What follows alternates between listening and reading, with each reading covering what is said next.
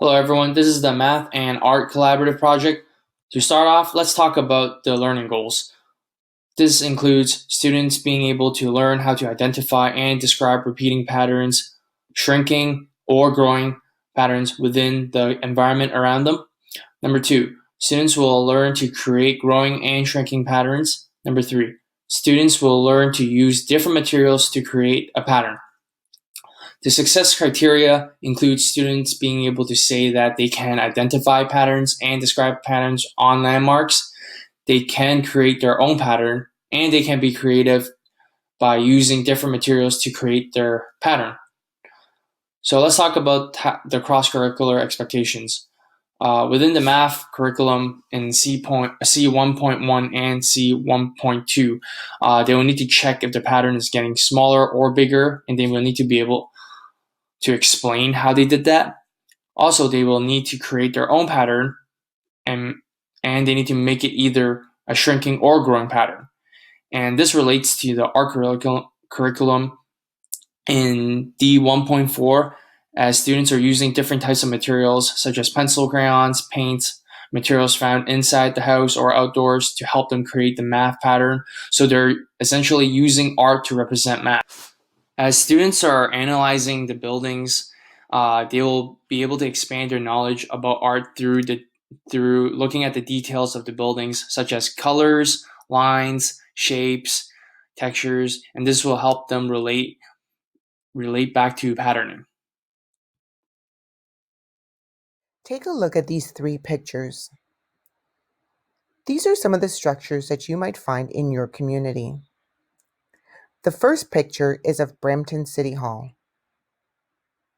Notice the lines that they used in this structure. What does the texture look like? Take a look at the second picture. The second picture is a stained glass window. What colors do you notice? What lines do you see? Are there any patterns that are noticeable? How about the third picture? This is a picture of a house that we might find in your community. Are there any repeating patterns or growing patterns? How are these pictures similar? How are they different? If you were to draw your own structure,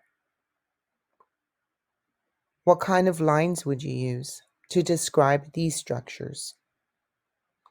What kind of texture would you use? On your way home, I would like you to look around and see what structures are in your community.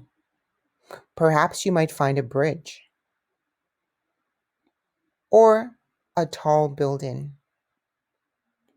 What kind of patterns would you see?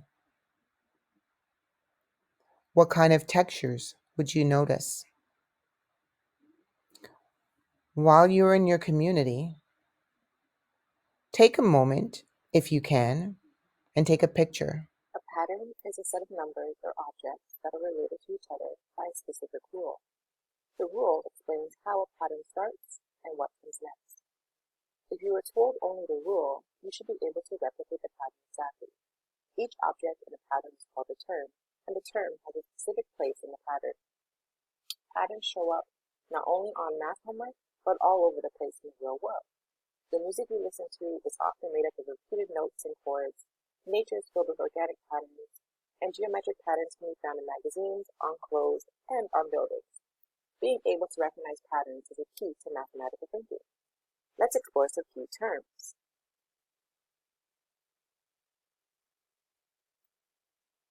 Pattern core, also known as pattern rule, are sequences that repeat according to a rule or rules.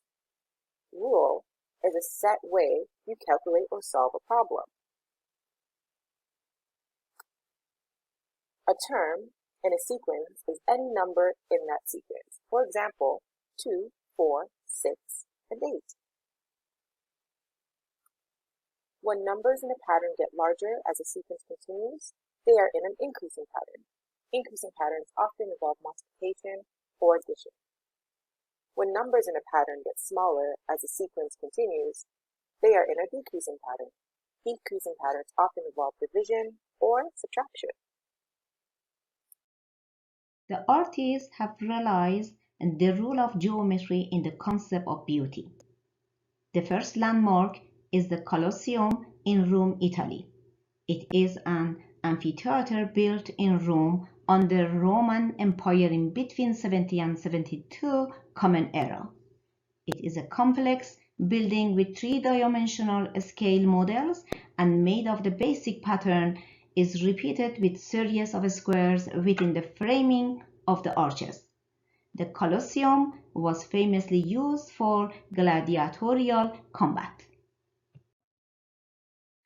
Next is Taj Mahal in Agra, India.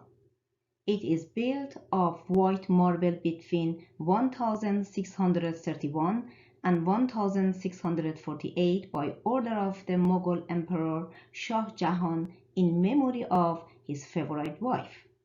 In its harmonious proportions and its fluid incorporation of decorative elements, the Taj Mahal is distinguished as a blend of Indian, Persian, and Islamic architecture.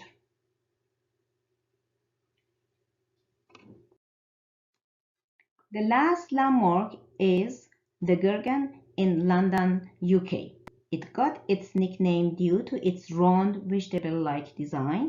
The glass-fronted tower was designed by legendary British architecture Sir Norman Foster and Partners. It opened in 2004 and features a distinctive spiral design. The purpose of showing these photos is that you see connection that the art has with shape, proportion, symmetry, geometry, measurement, angles, and perspective to create beautiful. As we look around our neighborhood or look at landmarks in photographs or travels, we notice the intricate patterns that add to the beauty of the buildings. In previous classes, we looked at buildings around our neighborhood and landmarks where you were asked to identify any patterns on the buildings. Imagine if you were an artisan and got an opportunity to design a pattern. What type of pattern would you make? In this activity, you're going to make two patterns of your choice. The choices you have are growing, shrinking, or repeating patterns. When doing growing or shrinking patterns, think about how much you're going up or down by. Then illustrate this on a T-chart to show your growing or shrinking patterns. You can use different materials to create your patterns, such as pencil crayons, things found in your house. Examples are scraps of fabric, magazines, or newspaper. Things found outside, examples are leaves, flowers, twigs. At the bottom there is a checklist to make sure you have everything that is required. These are the 5 things you need to make sure you have when designing. Number 1, I have chosen 2 types of patterns, choosing from growing, shrinking, or repeating. 2, I have a core for my pattern. Core is the part that starts and repeats in a pattern. 3, when doing a growing or shrinking pattern, am I able to see how much it is increasing or decreasing by? 4, can I illustrate how much my pattern is growing or shrinking by on a T-chart? And lastly, 5, have I used different materials to design my patterns? My friends, have fun making patterns. I can't wait to see your creation.